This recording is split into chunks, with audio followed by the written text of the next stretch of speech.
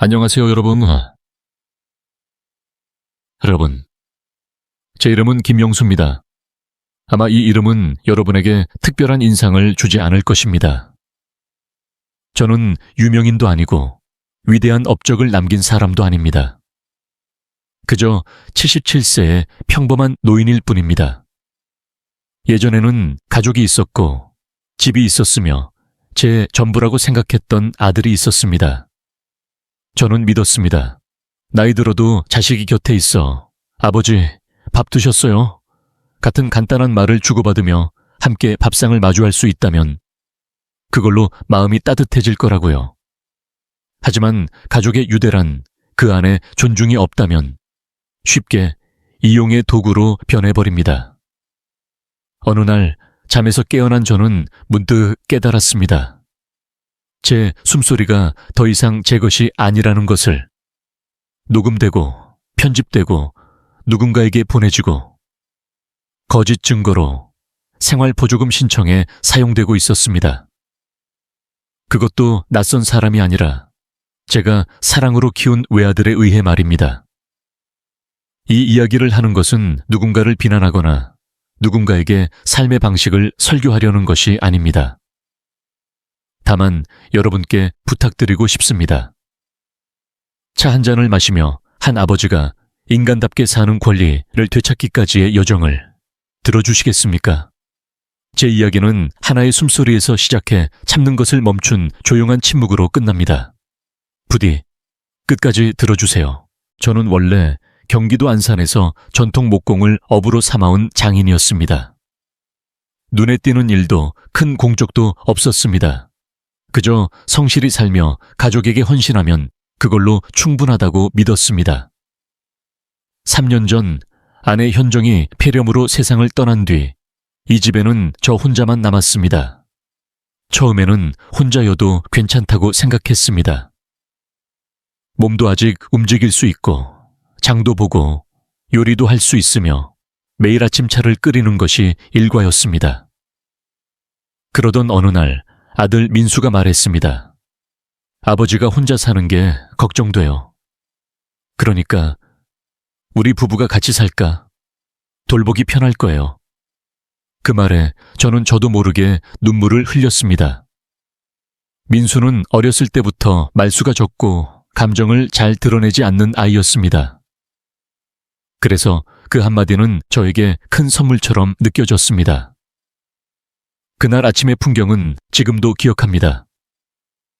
두 사람이 짐을 들고 집에 찾아온 날, 며느리 수지는 정중히 고개를 숙이며 말했습니다. 아버님, 오늘부터 저희가 민수와 함께 잘 모시겠습니다. 저는 말이 막혀 가볍게 고개를 숙였습니다. 그리고 소박한 밥상을 차렸습니다. 흰쌀밥, 된장국, 그리고 고등어 조림. 현정이 자주 만들어주던 메뉴였습니다. 그 순간 저는 생각했습니다. 드디어 가족이 다시 돌아왔다고. 오랫동안 바람소리만 들리던 삼칸집의 발소리, 사람 목소리, 젊은 세대의 숨결이 돌아왔습니다. 하지만 그날부터 균열이 조금씩 생기기 시작했습니다. 처음에는 작은 위화감뿐이었습니다. 민수가 밤늦게 외출하고 새벽에 돌아오는 날이 이어졌습니다. 저는 물었습니다. 야간 근무하는 일이니 그는 무표정하게 대답했습니다. 아버지, 자꾸 묻지 마세요. 저한테도 친구가 있고 자유시간이 필요해요. 저는 방해하고 싶지 않아 침묵했습니다. 하지만 마음속은 불안으로 가득 차 있었습니다. 어느 날 서랍에 넣어둔 잔돈 봉투가 분명히 누군가 손댄 흔적이 있음을 알게 되었습니다. 그건 제가 매달 무릎 영양제를 사거나 건강검진을 위해 조금씩 모아둔 돈이었습니다. 분명히 세 봉투에 각각 10만 원씩 넣어둔 것이 맞는데 그날 아침 한 봉투만 남아 있었습니다. 저는 며칠 동안 아무 말도 하지 않았습니다. 분명히 기억착오일 거야. 나이 들면 기억이 흐릿해지는 법이지. 그렇게 스스로를 달랬습니다. 하지만 며칠 뒤 또 지갑 속에 위화감을 느꼈습니다. 금액은 크지 않았지만 자신의 집에서 지갑을 건드려줬다는 감각은 말로 표현할 수 없는 불안을 주었습니다. 돈의 문제가 아니라 존재가 가볍게 여겨지고 있다는 느낌이 들었습니다. 어느 날 점심 며느리가 일 나간 뒤 민수와 단둘이 밥을 먹고 있었습니다. 저는 조용히 물었습니다. 서랍에 있던 돈 누가 아는 거 없니? 제가 말을 마치기도 전에 그는 젓가락을 탁자에 내려치며 매서운 표정으로 말했습니다. 나이 들어서 건망증 생겼다고 피해 망상 좀 그만하세요. 뭐든 제 탓으로 돌리지 마세요. 진짜 피곤해요. 저는 할 말을 잃었습니다. 내가 키운 아들이 이렇게 말할 줄은 꿈에도 몰랐습니다. 그는 설명도 목소리도 누그러뜨리지 않고 저를 망상하는 노인으로 취급했습니다. 저는 왜 아버지가 누명을 씌운다고 생각하니? 라고 묻고 싶었습니다. 하지만 목이 막혀 말이 나오지 않았습니다. 저는 그저 조용히 고개를 숙이고 이미 식어버린 밥을 입에 넣었습니다. 며칠 뒤 거실에서 텔레비전을 보고 있었습니다. 텔레비전에서는 가정 내 고령자에 대한 정신적 학대를 다룬 특집이 방송되고 있었습니다. 캐스터가 말했습니다. 폭력이란 때리는 것만이 아닙니다. 말로 인해 부모가 내가 짐이구나라고 느끼게 하는 것도 충분히 폭력입니다. 저는 볼륨을 조금 낮추고 조용히 한숨을 내쉬었습니다. 그게 텔레비전 내용 때문인지 아니면 제가 이미 오랫동안 그렇게 느끼고 있었는지 알 수 없었습니다. 그 후로 저는 모든 것에 민감해졌습니다. 며느리 수지는 여전히 일에 열심이고 예의 바르지만 그 눈빛에는 어딘가 서먹함이 있었습니다. 민수는 거의 저와 대화하지 않았습니다. 밥을 급히 먹고 방에 틀어박혔습니다. 저는 혼자 남은 된장국과 반찬을 먹고 그릇을 닦고 식탁을 정리했습니다. 아들을 비난할 마음은 없었습니다. 다만 스스로에게 물었습니다. 내가 예전 같은 가족을 너무 기대했던 걸까? 어느 날 가벼운 감기에 걸렸습니다. 누군가가 따뜻한 차 한 잔만 끓여주길 바랐습니다. 아버지, 괜찮으신가요? 라는 한마디만 들어도 좋았을 텐데. 하지만 그날 오후 제가 들은 건 문이 닫히는 소리와 민수의 방에서 들리는 키보드 두드리는 소리뿐이었습니다. 저는 부엌에 가서 생강과 꿀을 찾고 죽을 직접 끓였습니다. 수진이 돌아와 제가 요리하는 모습을 보고 이렇게 말했습니다. 아버님, 조심하세요. 감기는 약을 먹지 않으면 심해질 수 있어요. 그러고는 아무 말 없이 방으로 들어갔습니다. 저는 혼자 죽을 먹었습니다. 체력의 문제가 아니었습니다. 마음이 차가웠습니다. 그러던 어느 날 제 이름이 운동기능 상실 환자로 적힌 서류를 발견하고 나서 저는 더욱 경계하게 되었습니다. 아들을 악인이라고 의심했던 건 아닙니다. 다만 제가 규칙을 모르는 게임에 휘말린 느낌이 들었습니다. 저는 여느 때처럼 밥을 짓고 설거지를 하고 화분에 물을 주며 지냈습니다. 하지만 그 어느 때보다 더 주의 깊게 관찰했습니다. 민수는 밤에 어디로 가는 걸까? 집을 나갈 때 무엇을 들고 나가는 걸까? 심야의 전화로 누구와 무슨 이야기를 하는 걸까? 저는 나이 들었지만 귀는 아직 멀쩡했습니다. 어느 날 밤 새벽 1시 가까운 시간에 작은 말다툼 소리에 잠이 깼습니다. 소리는 크지 않았지만 또렷이 들렸습니다. 빌린 돈은 알고 있어. 하지만 지금은 무리야. 협박하지 마. 주말이면 1,500만 원 들어온다고 했잖아. 아버지 보조금이 나오면 되잖아. 진단 결과만 얻으면 절차는 끝나는 거야. 저는 조용히 일어나 방문을 살짝 열고 내다봤습니다. 민수는 베란다에서 전화기를 꽉 쥔 채 짜증 섞인 목소리로 말하고 있었습니다. 저는 조용히 문을 닫았습니다. 그 순간 제 마음에는 더 이상 의심이 아니라 아픔이 생겨났습니다.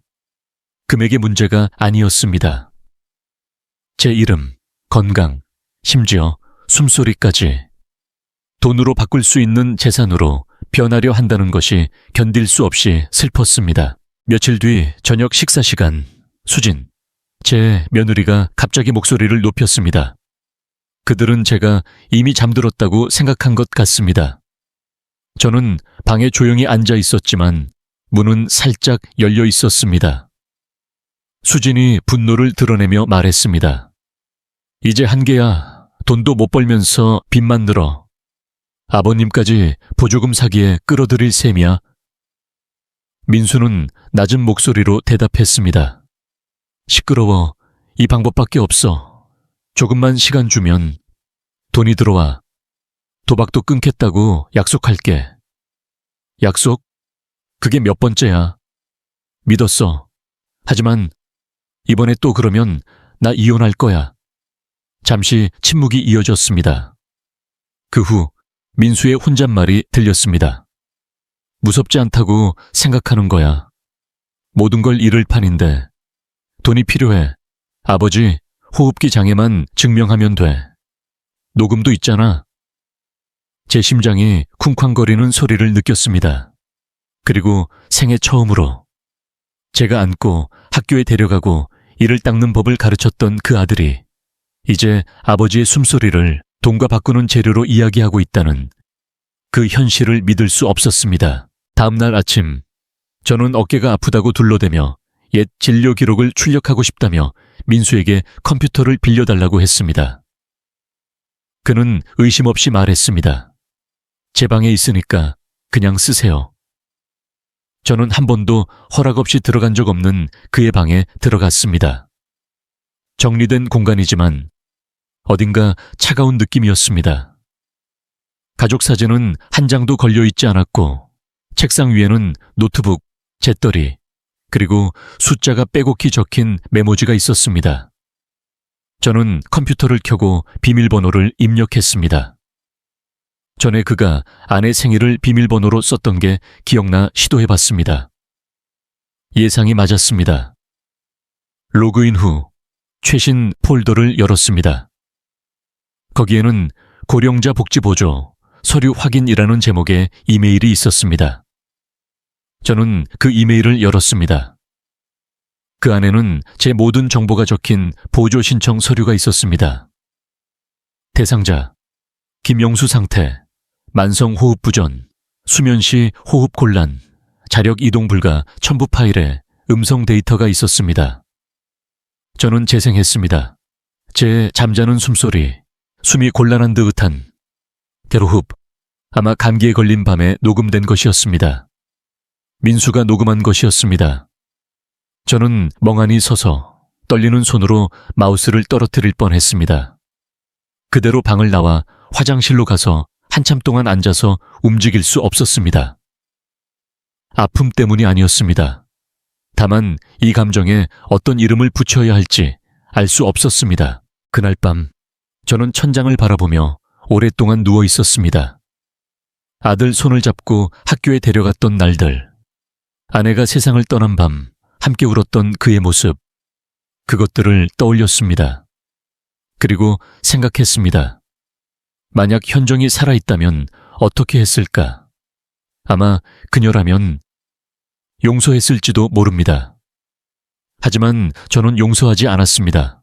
화가 난 것도 아닙니다.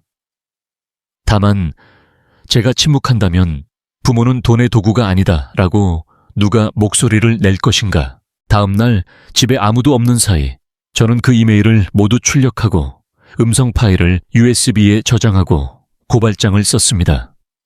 그리고 처음으로 시청 복지과로 향했습니다. 저는 젊은 직원에게 고개를 숙이며 말했습니다. 죄송합니다. 허위 신청에 대해 신고하러 왔습니다. 제 이름은 김영수입니다. 이 서류에는 제가 걷지 못한다고 적혀 있습니다. 하지만 보시다시피 저는 이렇게 서서 이야기하고 있습니다. 저는 걸을 수 있고 말할 수 있고 움직일 수 있습니다. 누구도 제 숨소리를 돈으로 바꾸길 원치 않습니다. 직원은 놀란 눈으로 저를 보며 앉으시죠 라며 물을 가져다 주었습니다. 저는 조용히 말했습니다. 제가 침묵한다면 이 사회의 신뢰가 조금씩 깎여나갈 것입니다. 저는 나이 들었습니다. 하지만 아직 살아 있습니다. 그리고 저는 살아가는 것을 선택했습니다. 이용당하기 위해서가 아니라 젊은이들에게 이렇게 전하기 위해 윤리란 서류에 붙여 보조금과 바꾸는 것이 아니다라는 것을 고발장을 제출한 지 사흘 뒤지 않게 아이에게 건하제 시간에 집 전화가 울렸습니다.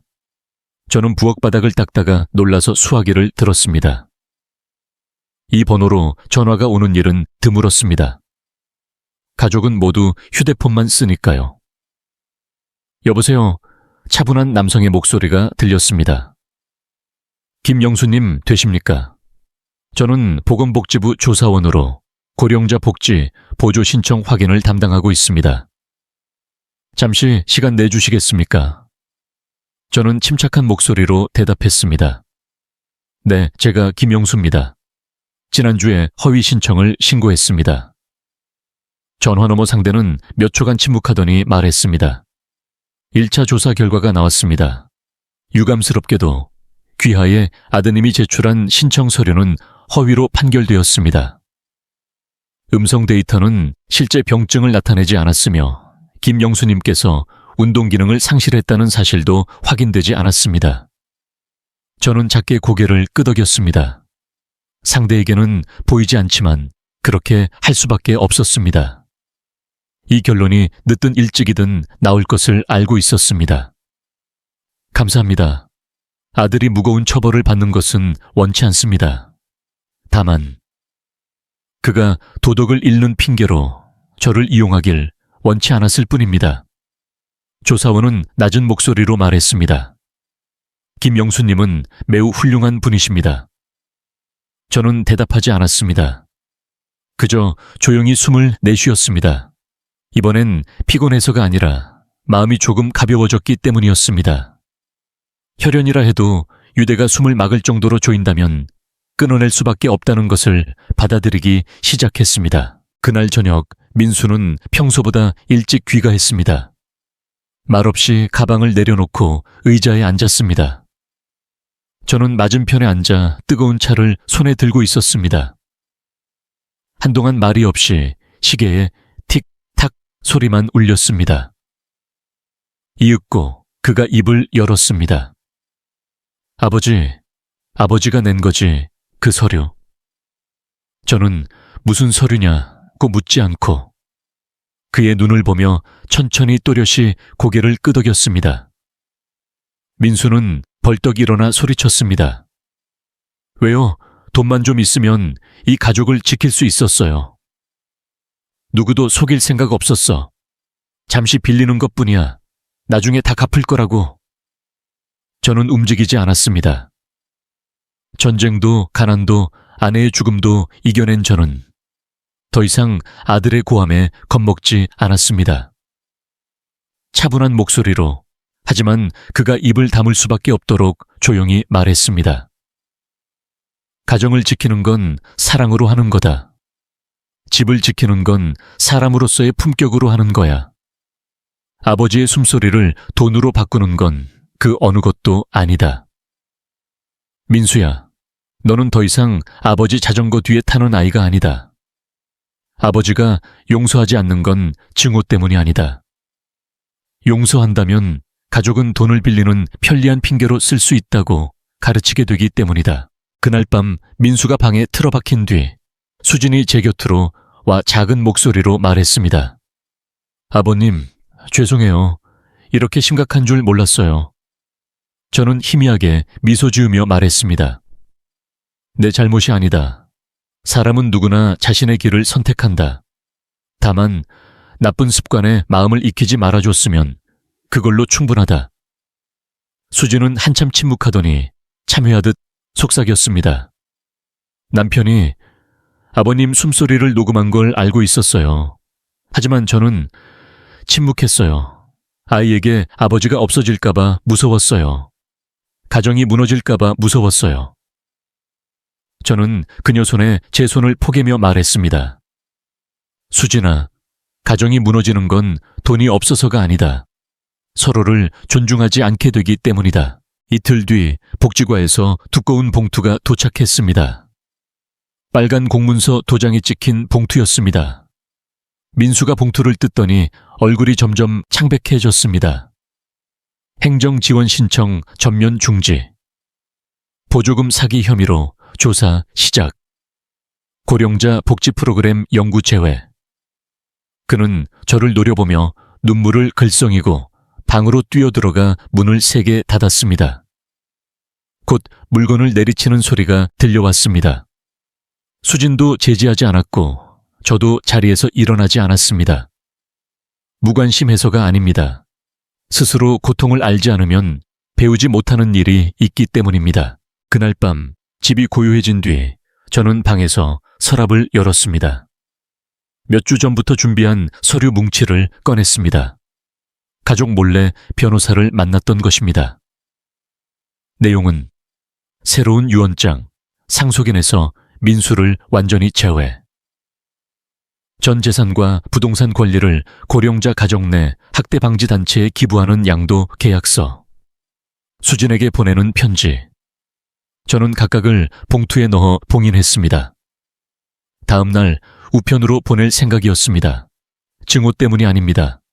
남은 인생에서 지켜야 할 가치를 아버지로서 마지막으로 보여주는 것뿐입니다. 그날 밤 잠을 이루지 못하고 천장을 바라봤습니다. 머릿속에서 반복되는 질문은 아버지는 자식이 범죄의 핑계로 이용될 때도 용서해야 하는가? 저는 확실한 답을 가지지 못했습니다. 다만 모든 아버지가 침묵한다면 다음 세대는 윤리의 경계를 모르고 자랄 것이라는 점만 알았습니다. 다음 날 아침 평소보다 일찍 눈을 떴습니다. 주전자는 아직 따뜻했고 맞은편 집 지붕 너머로 해가 떠오르고 있었습니다. 저는 현정이 좋아했던 연꽃차를 끓였습니다. 식탁 앞에 앉아 그녀의 영정에 작은 향을 피웠습니다. 현정아, 나는 기다렸어. 아들이 잠시 길을 잘못 들었다고 믿고 싶어서 오랫동안 기다렸지. 하지만 오늘 해야 할 일을 한다. 벌 주기 위해서가 아니야. 반복되지 않도록 하기 위해서야. 저는 흰 셔츠와 회색 바지를 입고 미리 준비한 봉투를 들고 집을 나섰습니다. 향한 곳은 지난주부터 몰래 연락했던 변호사 사무실이었습니다. 최 변호사는 키가 크고 마른 중년 남성으로 정중히 고개를 숙였습니다. 김영수님, 뵙게 되어 영광입니다. 새로운 유언장에 대해 잘 고려하셨습니까? 저는 고개를 끄덕였습니다. 네, 더 이상 마음이 바뀌지 않습니다. 너무 오랫동안 감정의 판단을 맡겼습니다. 그는 서류를 펼쳐 한 줄씩 확인했습니다. 현재 자산 약 4억 2천만 원, 질연, 예금 부동산, 소규모 주식 포함, 새로운 상속처, 가정 내 학대 방지 협회, 서울 지부, 상속 제외자, 김민수, 사유, 친족의 자산 및 명의를 악용해 사적 이익을 취하려 한 행위로 인한 권리 상실. 저는 모든 서류에 서명했습니다. 한 글자씩 혈연은 잘못을 면제하는 면죄부가 아니다 라고 스스로에게 다짐하며 그 후 근처 우체국에 들러 2통의 봉투를 보냈습니다. 첫 번째는 유언장 사본과 직필 편지를 민수에게. 주석에는 이렇게 적었습니다.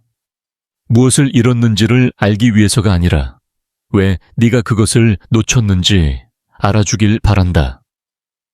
두 번째는 수진에게. 저는 늘 그녀를 존중했습니다. 적어도 그녀에게는 아직 사람의 마음이 남아 있었기 때문입니다. 수진에게 쓴 편지에는 이렇게 적었습니다. 수진에게 이 가정을 지키려 했던 마음, 나는 알고 있다. 마음속에서 갈등하면서도 밥을 짓고 인사를 나누고 내가 감기에 걸렸을 때는 죽까지 쑤어줬지. 이번 유언장에는 내 이름이 없다. 그건 네가 부족해서가 아니다. 다른 이의 잘못으로 너에게 불필요한 책임을 지우고 싶지 않았기 때문이다. 하지만 언젠가 네가 도움이 필요할 때 한 통의 편지를 보내줘. 나는 더 이상 시아버지가 아니다. 하지만 한 사람으로서 너 같은 사람의 따뜻함을 계속 믿고 있다. 봉투를 봉인하고 우체국 앞에서 한참 서 있었습니다. 마음속 무게가 조금 가벼워진 기분이었습니다. 집으로 돌아와도 저는 아무 말도 하지 않았습니다. 텔레비전을 보던 민수는 제 얼굴을 노려봤지만 아무 말도 하지 않았습니다. 수진이 일어나 저에게 말을 걸었습니다. 아버님, 뭐라도 차릴까요? 저는 조용히 대답했습니다. 괜찮아. 따뜻한 차 한 잔이면 충분해. 그날 밤 가족 모두가 말없이 저녁을 먹었습니다. 민수는 채소를 집으며 저를 뚫어지게 보며 말했습니다. 아버지, 지금 뭘 하고 있는지 저는 알아요.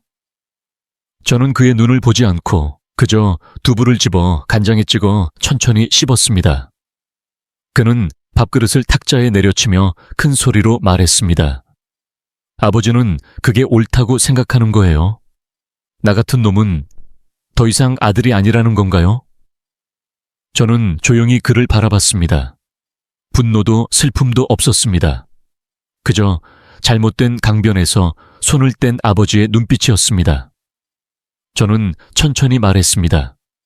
민수야, 네가 아버지의 아들이 아니게 된 게 아니다.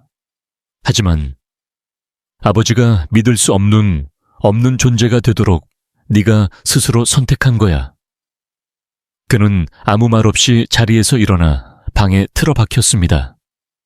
문 닫히는 소리에도 저는 더 이상 놀라지 않았습니다. 그저 한 번 한숨을 내쉴 뿐이었습니다. 일주일 뒤 고령자 보호단체의 직원이 집을 방문했습니다. 그녀는 상담원으로 이렇게 전했습니다. 김영수님, 제출하신 서류가 승인되었습니다. 서울을 떠날 필요는 없습니다. 전철로 25분 거리에 있는 자립형 고령자 공동주거지로 이사 가능합니다. 저는 잠시 생각한 뒤 고개를 끄덕였습니다. 이 집에서 40년 넘게 살았습니다. 여기서 죽을 거라 생각했죠. 하지만 이제 숨소리마저 이용당한 곳에서 마지막을 맞고 싶지 않습니다. 저는 짐을 꾸리기 시작했습니다. 많지는 않았습니다. 몇 벌의 옷, 현정과의 결혼 사진, 그리고 낡은 책 몇 권. 저는 작별 인사를 하지 않았습니다. 다만 식탁 위에 한 장의 메모를 남겼습니다. 나는 김영수다. 나는 아버지란 용서해야 한다고 믿었다. 하지만 깨달았다. 용서란 잘못을 반복하는 것을 침묵으로 인정하는 것이 아니라는 것을. 나는 아직 살아있다. 그리고 살아있기에 선택할 권리가 있다. 신뢰 속에서 살 것인가? 착취를 견디며 살 것인가? 저는 아침 해가 뜰 무렵 집을 나섰습니다. 오래된 집은 뒤에 남았고 저는 뒤돌아보지 않았습니다. 그저 앞을 보며 걸었습니다. 긴 세월 끝에 처음으로 누구에게도 숨소리를 재지 않는 곳에서 살아갈 제 미래만을 바라보며 3월 초 온화한 맑은 날, 저는 반자리평 고령자 주거지로 이사했습니다. 그곳은 병원도 폐쇄적인 양로원도 아니었습니다. 아직 건강하고 자립적인 삶을 원하면서도 필요할 때 지원받을 수 있는 고령자를 위한 생활 공간이었습니다. 제 방은 2층에 있고 작은 정원에 면한 창이 있습니다. 매일 아침 참새들이 베란다에 모여듭니다. 저는 약간의 밥알을 떼어 뿌립니다. 현정이 자주 하던 대로 방에는 작은 주방, 식탁, 책장, 그리고 창가에 놓인 푹신한 팔걸이 의자가 있었습니다. 그것으로 충분했습니다. 첫날 직원이 저를 안내했습니다. 공유 공간, 독서실, 공동 텃밭 등을 둘러보았습니다. 그곳에는 다른 고령자들이 책을 읽거나 바둑을 두거나 털씨를 뜨는 여성도 있었습니다. 아무도 캐묻지 않고 조용한 공기가 흐르고 있었습니다. 저는 가볍게 인사하며 한쪽 구석에 의자를 골라 앉아 책을 읽었습니다. 그리고 낡은 박완서 소설집을 펼쳤습니다. 누렇게 바랜 종이, 헐거워진 책 등. 그 많던 신간은 누가 다 먹었을까라는 페이지에 이르렀을 때 가슴이 살짝 조여왔습니다. 나는 늘 고독한 마음을 품고 있다. 하지만 고독할수록 살아있음을 느낀다. 저는 그곳에서 조용한 리듬으로 생활을 시작했습니다. 매일 아침 6시에 일어나 차를 끓입니다. 그 후 정원을 한 바퀴 돌며 산책하고 신문을 읽거나 일기를 쓰거나 하늘을 바라봅니다. 누군가에게 소리 지르지도 않고 문이 거칠게 닫히는 소리도 없고 늙은이 주제라며 비난받지도 않습니다. 나는 살아있다. 누군가의 배경으로서가 아니라 정부로부터 돈을 얻기 위한 아버지라는 이름의 도구로서도 아니다. 나는 살아있다. 나 자신의 숨소리를 위해 어느 날 관리인이 한 통의 봉투를 들고 왔습니다. 김영수님, 오늘 아침 배달된 물건입니다. 발신인 이름은 없지만 예전 집 주소에서 왔습니다. 저는 받아들었습니다. 연한 노란색 봉투, 익숙한 필체. 하지만 발신인 이름은 적혀 있지 않았습니다. 봉투를 열자 접힌 편지 한 통이 들어 있었습니다. 그 글씨는 분명히 수진의 것이었습니다. 이제 아버님께 편지를 쓸 자격이 있는지 저는 모릅니다. 하지만 말하지 않으면 가슴 깊이 남을 것 같아 이렇게 씁니다. 아버님이 집을 떠난 날 부엌은 이상하리만큼 조용했습니다. 그 된장국 맛을 이제 아무도 재현할 수 없습니다. 흩어진 방을 주의해주는 사람도 사라졌습니다. 그리고 밥그릇을 두 손으로 조심히 내려놓는 사람도 없어졌습니다. 말로 표현하지 못했지만 저는 늘 감사했습니다. 제가 지쳤을 때 말없이 생강차를 내밀어 준 것, 하준이가 열이 났던 밤새 이마를 식혀준 것, 민수가 한계를 넘었을 때 저는 침묵했습니다. 버림받을까 무서웠어요. 가정이 무너질까 무서웠어요. 지탱할 것을 잃을까 두려웠어요. 하지만 결국 제가 아버님을 잃은 것 같습니다. 최근 민수는 직장을 완전히 잃었습니다. 이 편지는 무언가를 요구하려는 것이 아닙니다. 비난하려는 마음도 없습니다. 다만 한마디, 지금까지 차마 하지 못했던 말을 전하고 싶습니다. 아버님이 저를 믿어준 것 감사했습니다. 그리고 그 믿음을 지키지 못한 것 죄송합니다. 수진, 저는 편지를 접었습니다. 눈물을 흘리지는 않았습니다. 그저 창가에 오래 앉아 있었습니다. 흰 국화꽃에 비스듬히 들어오는 빛 속에서 마음 깊은 곳에 희미한 평온이 퍼졌습니다. 분명 사람은 누구나 완전히 악하지는 않습니다.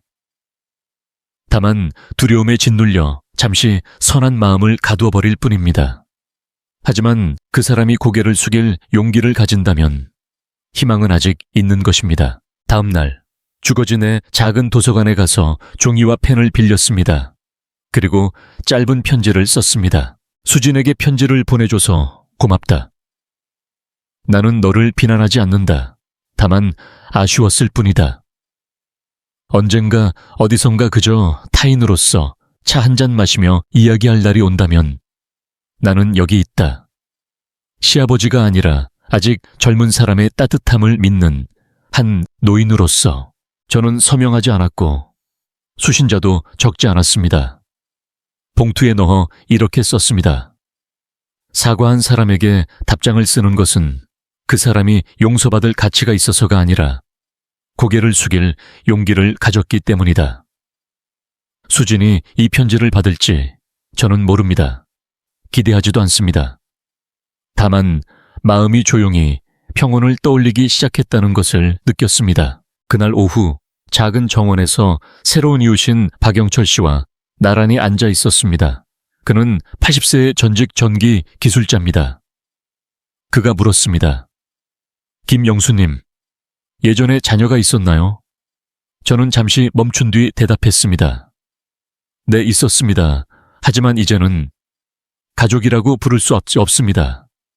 그는 더 묻지 않았습니다. 우리는 그저 조용히 나란히 앉아 낙엽이 떨어지는 모습을 바라봤습니다.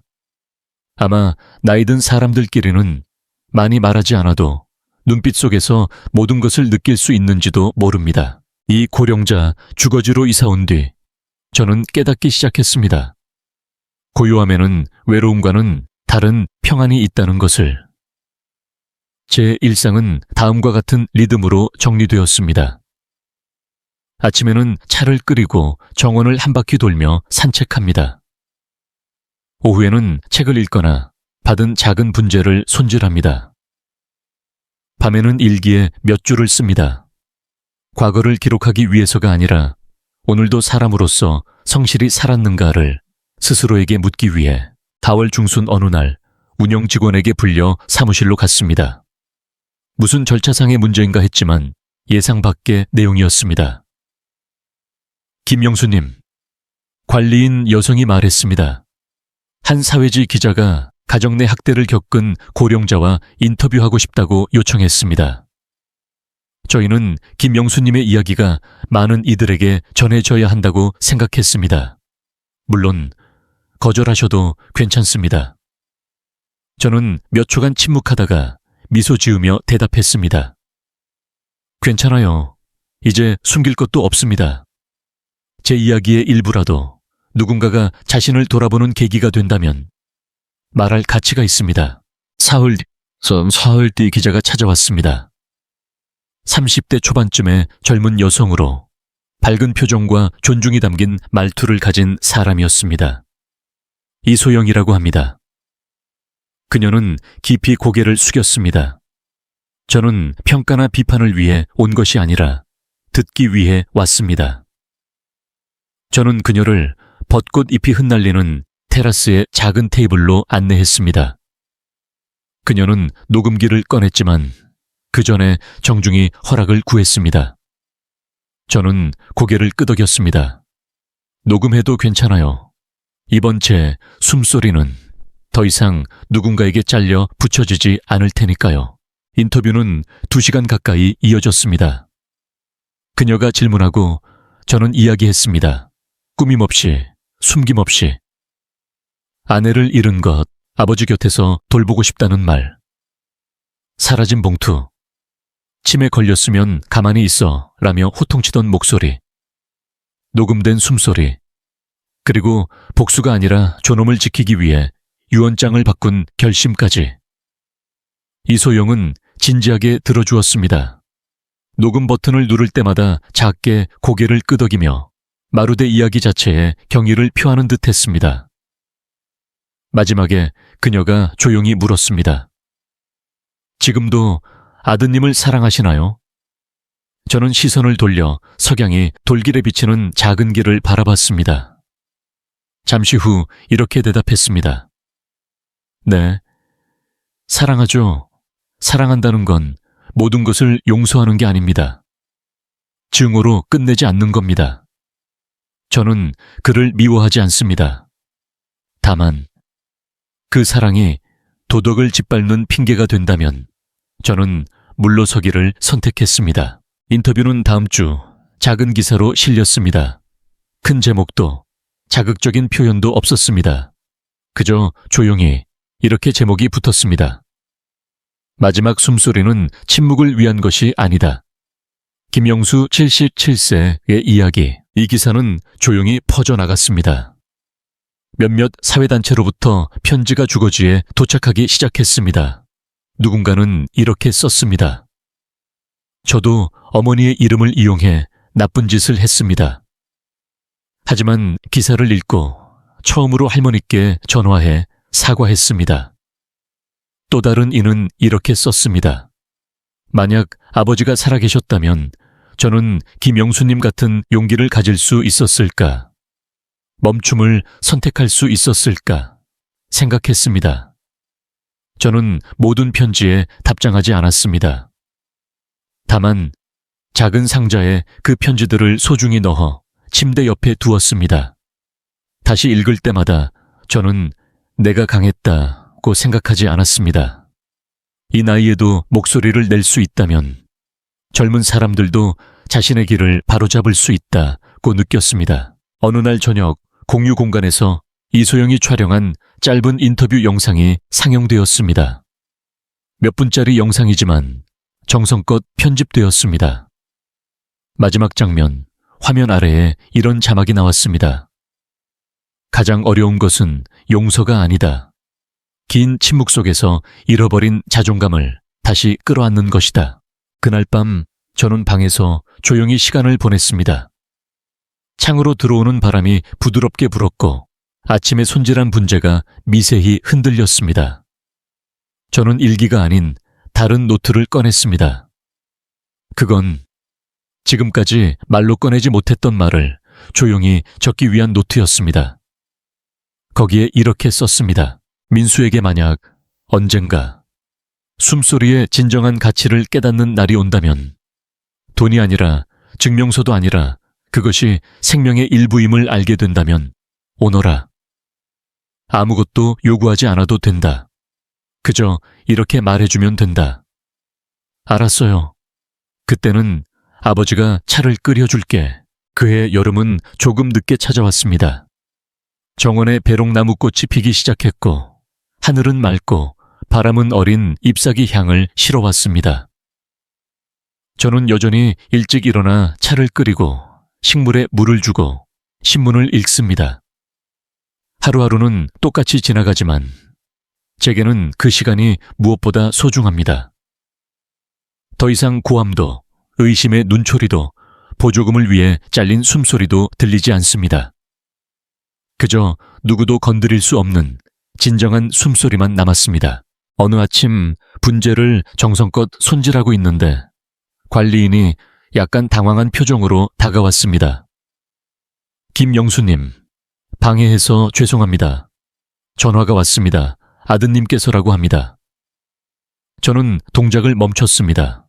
손에 들던 작은 전지가위를 내려놓고 타월로 손을 닦으며 고개를 끄덕였습니다. 알겠습니다. 전화로 안내해 주세요. 수화기 너머로 들린 목소리는 생각보다 약했습니다. 더 이상 거만한 말투도 큰 소리도 아니었습니다. 아버지, 민수입니다. 저는 바로 답하지 않았습니다.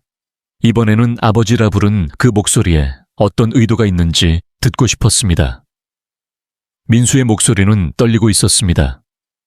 기사를 읽었습니다. 사실 수진의 친구가 보내줬어요. 처음엔 화가 났어요. 아버지가 저를 세상에 드러냈다고 생각했죠. 하지만 읽다 보니 아버지는 거짓을 말하지 않으셨어요. 아버지가 옳았어요. 제가 잘못했어요. 저는 아무 말도 하지 않았습니다. 그저 수화기 넘어 바람 소리를 조용히 들었습니다. 민수가 이어 말했습니다. 수진과는 이혼했습니다. 그녀는 하준이를 데리고 친정으로 돌아갔어요. 저는 지금 건설 현장에서 일하고 있어요. 육체 노동이지만 매일 아버지를 생각해요. 전화한 건 사과하려는 것도 아니에요. 무언가를 부탁하려는 것도 아니에요. 그저 묻고 싶었어요. 아버지, 잘 지내시나요? 이번에는 제가 대답했습니다. 천천히, 하지만 분명히. 잘 지낸다. 더 이상 침묵 속에서 살지 않으니까. 전화 너머 민수는 목이 메인 듯 했습니다. 아버지, 언젠가 제가 돌아가도 괜찮을까요? 아무것도 바라지 않아요. 그저 아버지가 끓인 차 한 잔만 마시고 싶어요. 저는 그의 말을 끊지 않고 조용히 말했습니다. 그럼 돌아오너라. 다른 이의 숨소리를 소중히 여길 줄 알게 된다면 물은 이미 끓여 놓았다. 저는 답을 기다리지 않았습니다. 전화를 끊었습니다. 화가 나서가 아닙니다. 다만 사랑은 마땅한 곳에 두어야 한다는 것을 배웠기 때문입니다. 그것이 존엄을 짓밟지 않고 자존감을 지키는 방법이기 때문입니다. 그날 오후 저는 차를 끓였습니다. 찻잔은 2개를 준비했습니다. 하나는 제 자신을 위해, 다른 하나는 그저 거기에 두었습니다. 누군가를 위해서가 아니라 용서란 대가를 바라지 않는 진심에서만 나올 수 있음을 스스로에게 상기시키기 위해 저는 그 후로도 조용한 만년을 보냈습니다. 어느 날 고령자에 대한 경제적 학대를 주제로 한 작은 강연회에 초대받았습니다. 저는 유명인이 아닙니다. 그저 단상에서 제 경험을 이야기하고 이렇게 마무리했습니다. 저는 인생의 마지막 숨소리를 미숙한 욕망에 내놓을 생각이 없습니다. 마지막으로 일기를 쓴 날, 저는 이렇게 적었습니다. 나는 오래 사는 것이 중요하다고 생각했다. 하지만 사실은 왜 사는지를 아는 것이 훨씬 더 중요했다. 나는 옳음을 증명하기 위해 사는 것이 아니다. 그저 눈을 감는 순간까지 침묵이 잘못을 용인했다고 말해지지 않기를 바랄 뿐이다. 몇 달 뒤 10월의 어느 아침, 저는 조용히 제 방에서 잠들듯 떠났습니다. 소란스러움은 없었습니다. 그저 창으로 들어오는 부드러운 빛과 막 피기 시작한 소국 향기만이 그곳에 있었습니다. 저를 발견한 직원에 따르면 제 얼굴은 평온했고 두 손은 가슴 위에 조용히 놓여 있었다고 합니다. 곁에는 수진의 편지, 현정의 작은 사진, 그리고 식은 차 한 잔이 있었습니다. 장례는 소박했습니다. 많은 이가 오지 않았지만 주거지에 몇몇 고령자들이 조문을 와주었습니다. 이소영 기자도 흰 꽃과 함께 메시지를 보내주었습니다. 당신 덕분에 많은 이들이 자존감을 가지고 숨 쉬는 법을 배웠습니다. 감사합니다. 장례 일주일 뒤 수진이 하준이를 데리고 묘지에 방문했습니다. 수진의 말에 따르면 하준이는 영정 앞에 서서 이렇게 물었다고 합니다. 엄마, 정말로 아빠가 할아버지의 숨소리를 녹음했어? 수진은 고개를 끄덕이고 그 자리에서 무너져 울었다고 합니다. 민수는 오지 않았습니다. 하지만 제가 세상을 떠난 그날 관리인이 한 통의 편지를 받았습니다. 아버지께 아직 찾아갈 용기가 없었습니다. 하지만 만약 내세에서도 아버지의 아들이 될 수 있다면 받는 것보다 감사하는 것을 배우고 싶습니다. 이 편지를 아버지가 읽는다면 부디 알아주세요. 저는 알았습니다. 이로써 제 이야기는 끝입니다. 동정을 구하려는 것도 누군가를 비난하려는 것도 아니었습니다. 그저 한 인생을 살아온 인간의 조용한 전원입니다. 사랑의 존중이 없다면 언젠가는 필연적으로 그것은 짐이 됩니다. 저는 오래 살아왔습니다. 그리고 이렇게도 배웠습니다. 침묵은 따뜻함이 아니라 스스로를 상처 입힐 수 있습니다. 때로는 해로운 관계를 끊는 선택이야말로 인간으로서의 가치를 지키는 길이 됩니다. 저는 아들을 미워하지 않습니다. 다만 그가 깨닫지 못한 것이 안타까울 뿐입니다. 아버지란 주는 존재만이 아니다. 한 사람으로서 마음이 있고 자존이 있으며 그리고 자유롭게 숨 쉴 권리가 있다. 만약 당신이 이 말을 여기까지 들어줬다면 부디 잠시 몇 초만 떠올려 주세요. 당신의 가족 안에 침묵할 수밖에 없는 누군가가 있지 않나요? 의무로 전락한 누군가가 있지 않나요? 만약 떠오르는 사람이 있다면 부디 잃기 전에 전해주세요. 고맙다고 제 이야기를 끝까지 들어주셔서 감사합니다. 다음 영상에서 다시 만나요. 당신에게 평온한 하루가 있기를